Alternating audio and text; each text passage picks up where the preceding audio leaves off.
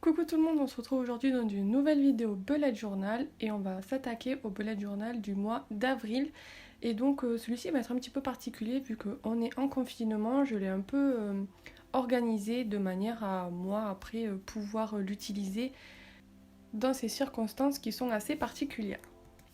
Donc j'ai décidé de partir sur un thème fleuri avec du craft, du marron en fait, du noir et du blanc. J'avais envie de revenir à des couleurs très basiques et au final c'est ce que je préfère, donc voilà. Donc j'ai fait une petite enveloppe, vous allez voir que j'ai fait une demi-page en fait, je me suis inspirée de ce que fait Lou Lacoste. Si vous ne la suivez pas, je vous conseille d'aller voir ce qu'elle fait pour le bullet journal, c'est vraiment super. Et elle fait ça pour toutes ses pages et je me suis dit que pour le mois d'avril, ça serait plutôt cool de réutiliser les Dutch d'or. Donc c'est ces demi-pages en fait qui sont coupées et on voit la page du dessous. Donc j'ai décidé de reprendre cette technique pour faire cette page de garde. Donc j'ai j'ai découpé dans du papier craft une enveloppe et j'ai mis le papier du dessus en relief. Donc avec des petites mousses qu'on peut retrouver chez Action pour surélever en fait le papier et lui donner du relief. Ensuite, bêtement avec un stylo noir à encre de Chine, je suis venue dessiner des petites fleurs qui rentrent totalement avec mon thème.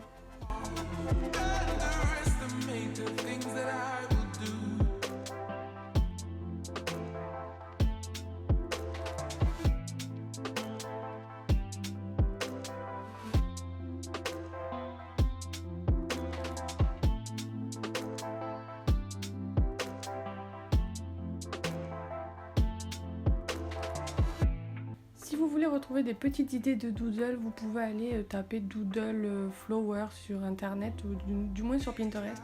Je trouve qu'il y a pas mal d'idées et sinon j'ai fait des vidéos que je vous mets dans le petit i avec des embellissements que vous pouvez rajouter dans vos bullet journal. Ça peut être plutôt sympa pour agrémenter vos bullet journal. Et sinon vous avez juste à copier ce que je suis en train de faire. Et si jamais vous refaites ce thème là pour le mois d'avril, n'hésitez pas à poster vos photos sur Instagram et à me taguer dessus. Je les reposterai avec grand plaisir.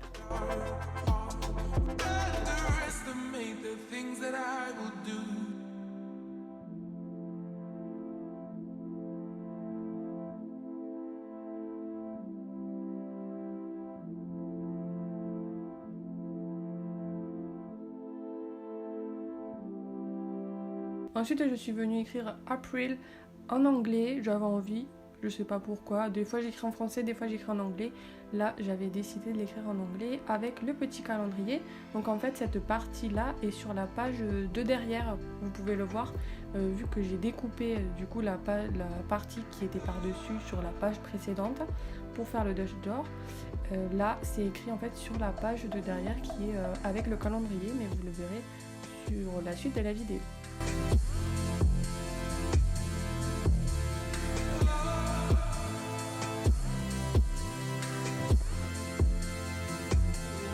Donc voilà la page de derrière.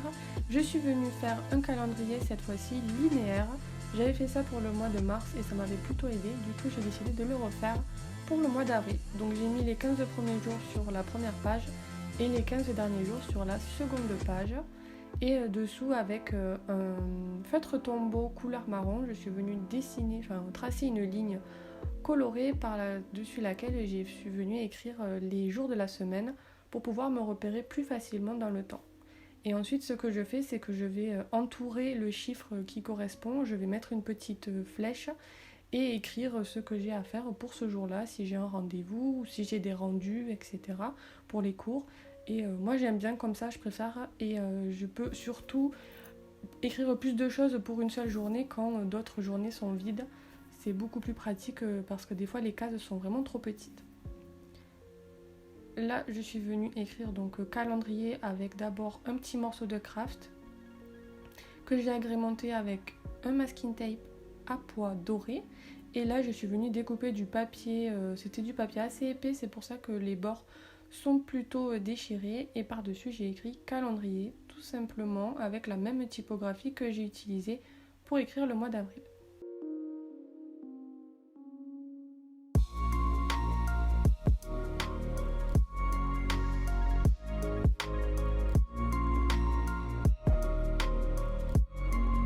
coller, j'utilise du stick en colle. Mais vous pouvez très bien coller avec de la colle classique. Là, je suis venue rajouter un petit truc, je trouvais que c'était assez vide, donc un petit encart pour écrire les notes. Donc pareil, avec un bout de craft et du masking tape.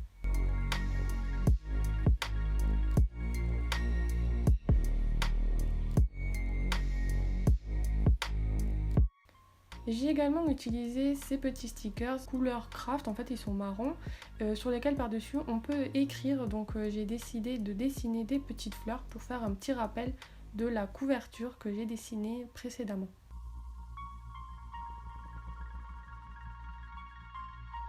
On passe au tracker de ce mois-ci. J'ai décidé de le faire pour le sport et la marche parce que du fait qu'on soit en confinement, je trouve qu'on bouge beaucoup moins et moi j'ai pas mes cours de sport habituels que j'ai toutes les semaines. Donc j'ai décidé de me noter un petit peu tout ça pour garder le rythme et éviter d'en faire soit trop soit pas assez, parce que moi c'est soit j'en fais trop pendant une semaine et puis après j'en fais plus pendant 2 semaines. Donc voilà, au moins ça me permet de garder le rythme. Je vais aussi noter quand je vais marcher dehors un petit peu pendant 1 heure pour avoir un rythme de vie qui reste assez cohérent malgré le confinement. Je trouve que c'est assez important de garder un rythme de vie. Donc voilà, j'ai décidé de faire ça. Je le fais pas d'habitude, mais là c'est un petit peu exceptionnel et ça me permet de bien gérer un petit peu tout ça et de le prévoir dans mes plannings aussi que je fais toute la journée et toutes les semaines.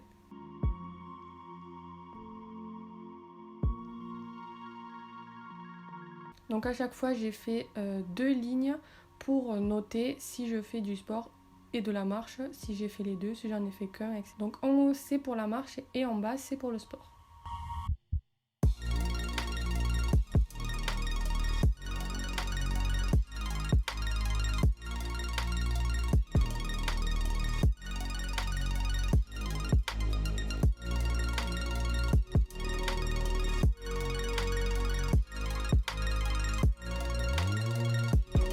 Donc après il vous suffit de choisir un code couleur. Pour ma part j'ai décidé que pour le sport ce serait des hachures et pour la marche ce serait tout simplement une case colorée.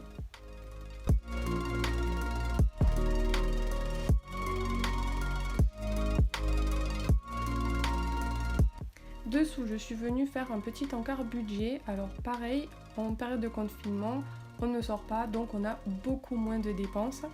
Mais on a quand même des dépenses qui sont fixes quand ça va être payer son abonnement internet, son abonnement de téléphone, Netflix, etc.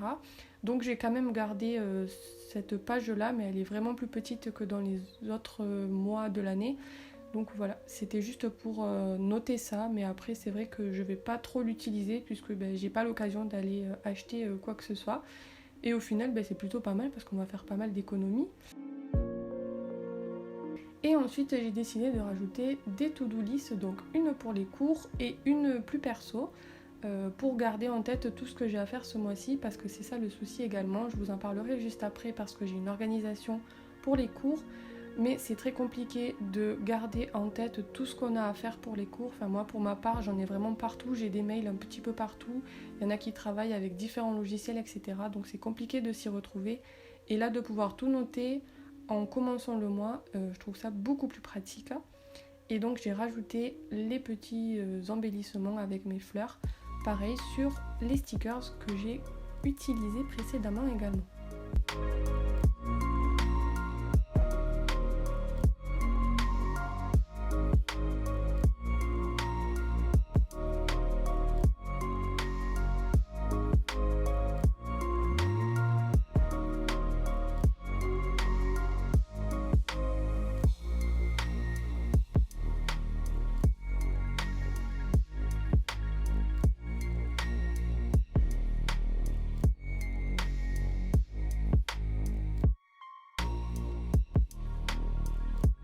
Et ce mois-ci, mes weekly dans mon bullet journal ne vont pas être pareils que ce que je faisais précédemment. En fait, je vais utiliser les deux pages, le côté droit et le côté gauche, pour une seule et même semaine. Donc sur le côté gauche, on va avoir un planning que je vais faire au début de la semaine au crayon à papier parce que je change beaucoup et souvent j'ai des devoirs qui arrivent, etc. qui vont me permettre de savoir à quel moment je vais travailler tel ou tel cours. Je l'ai fait la semaine dernière et ça s'est super bien passé. Je m'étais noté ce que j'allais faire tel ou tel jour et ça s'est super bien passé. J'ai réussi à tenir ce planning. Donc pour ma part, je vais le refaire, ça me permet de garder un rythme de vie qui reste assez normal et d'avoir aussi la semaine différenciée du week-end, puisque du coup le week-end, je ne le mets pas dans mon planning. Page de gauche, le planning, page de droite, c'est les to-do list de la journée. Quand j'ai besoin de faire des to-do list dans la journée, je vais les noter ici. Je n'en fais pas tous les jours, donc c'est pour ça que j'ai pas besoin d'énormément de place. Mais il y a des jours où je vais avoir beaucoup de choses à faire, notamment beaucoup de choses à rendre. Et pour ne pas les oublier et parce que ça ne rentre pas dans le planning, je le note du coup sur ces to-do list là. Voilà comment moi je m'organise pendant ce confinement. Chacun a sa méthode et je pense pas qu'une méthode est meilleure que l'autre. Moi c'est celle qui a marché la semaine dernière, donc je pense que je vais garder celle-ci. Mais elle risque encore d'évoluer parce que c'est vraiment très compliqué de s'organiser dans cette période-là. Mais voilà, je voulais quand même vous en parler. Donc voilà, j'espère que la vidéo vous aura plu, que ça vous aura donné quelques idées pour votre bullet journal du mois d'avril, que ça vous aura aussi permis de voir comment je m'organisais pendant ce confinement. Et si jamais vous avez des questions, n'hésitez pas à me les poser dans les commentaires, je répondrai avec grand plaisir. N'oubliez pas non plus de vous abonner et de laisser un like, ça fait toujours super plaisir. Et on se retrouve très vite pour une prochaine vidéo. Bye bye!